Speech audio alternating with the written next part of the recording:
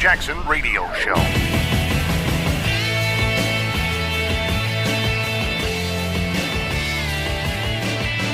The Democrats have been obstructionists since President Trump was inaugurated, and they voted against the tax cuts, which has benefited millions and millions of Americans. They vote against regulatory reform, which is growing the economy. Everything Trump does, they obstruct. And so Democrats can't run on a Trump derangement syndrome. They have to actually stand for something. And if we look at the economy, it's booming. President Trump is helping women. It's helping African Americans. The unemployment rate is at an all-time low. Our economy can't get any better at this point. We have the largest workforce participation rate in decades. And so at the end of the day, Americans are going to care about the kitchen table issues, which is how much money they can put in their pocket. And the economy is booming. They don't care so much about social issues. And unfortunately, the liberals, all they care about these days is protecting criminal illegal aliens. Ouch. Welcome, everybody. Kevin Jackson here. That was Adriana Cohen. And she's talking about the Democrats. She went on to talk about the Democrats' chances in 2018. Now, you know my take. You've heard me talk about it. Their chances are slim and none. They're focused on, right now the Democrats are talking about raising taxes. They want to raise taxes. After the success of the Trump tax cuts, they now want to raise taxes. These are the people that can't convict Hillary Clinton, don't want Hillary Clinton convicted with everything we know about her. But then we find out that President Trump commutes the sentence of a sailor who did a fraction of what she did. Do you understand the magnitude of that? That simple act, and we're going to bounce around a little bit here because I want to make some bigger points. That simple act showed the ordinary person that President Trump sees the low-level sailor. You know what this guy did? He took a picture on a submarine. A picture that, like it surfaced and he went, hey, check it out. Took a picture. It violated whatever he did.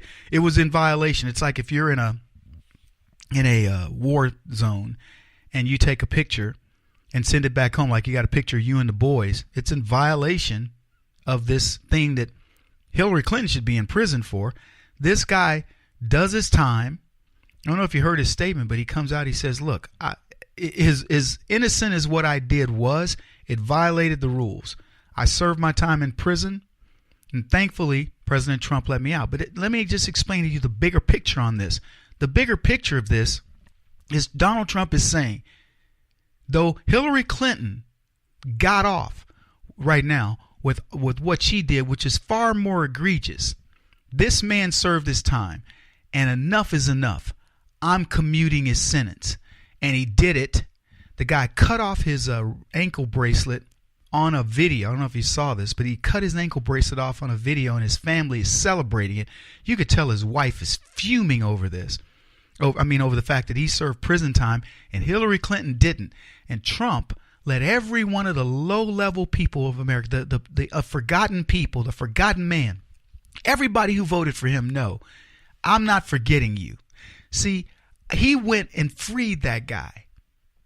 And he said he's already served his time. And this elitist that's being protected by this system that everybody's been getting ripped off by and whatever else, she's still free. But now so is he. I'm making you an elite as much as he could. The guy's already served a lot of his time. His life changed dramatically in that one photo. I don't know much about his situation, but I'm just saying he didn't have the power of Barack Obama behind him. He didn't have the power of the FBI behind him. He didn't have the power of the FISA courts behind him and special prosecutors and all these other people. He just was an ordinary citizen who served his time. His 12-month sentence. He has been recognized by his fellow service members for his dedication, skill, and patriotic spirit. While serving, he regularly mentored younger sailors and served as an instructor for new recruits. The sentencing judge found that Mr. Saucier's offense stands in contrast to his commendable military service. The president is appreciative of Mr. Saucier's service to the country. What an act. What a great thing to do. Welcome back, everybody. Kevin Jackson here. Let me tell you something else. Barack Obama didn't let this guy off. KJ Radio is what you're listening to. No, Barack Obama, what he did was he traded 5 bad guys, seriously bad guys, people who have killed dozens, if not hundreds, if not thousands of people, some of them American soldiers. He traded them for a traitor. That's where Barack Obama's heart was. He traded those folks for a traitor, Bo Bergdahl. Barack Obama emptied Gitmo and let bad guys go back into war zones to fight against us. And he did nothing to help this guy. What was his name? I forget his name, but the guy who supposedly did the secrets. He just said it. No, I wasn't even thinking. I wasn't paying that much attention to it. I'll tell you something else Barack Obama didn't do. Barack Obama didn't free Tamaresi, the Marine who accidentally went across the border in Mexico and stayed there for the better part of a year.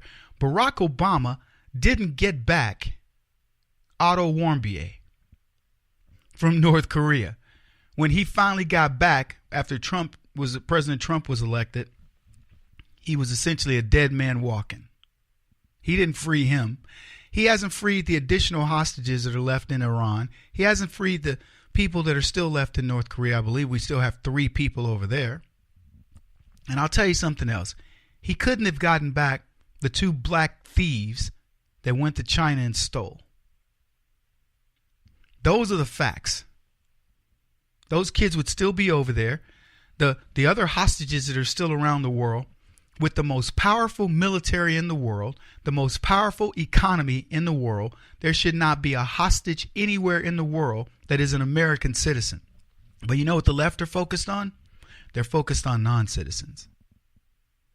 Oh, I told you, I'm going to preach to you today, and I'm going to convince you that you can trust your instincts, that you are at the right place, and you're listening to this show for the right reasons. I don't know what it is. I don't know. Look, there's a big cosmos out there that can drive you to do whatever you choose to do at any given moment. Why are you here? That's what I ask myself in many instances. You know, you got kids, you're at a baseball game, you know why you're there. You go, well, my son or my daughter's playing baseball, softball, soccer, whatever. That's why I'm there. I'm doing my parental duty. Nobody's telling you to do anything here. You don't have any kids involved here.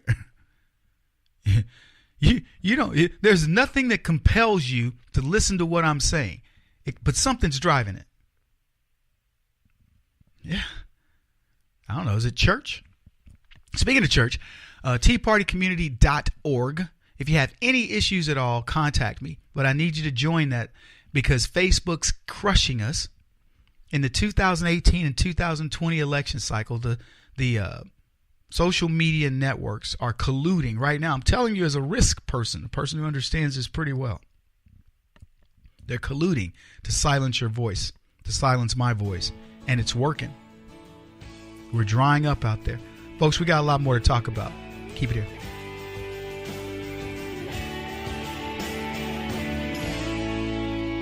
This is the Kevin Jackson Radio Show.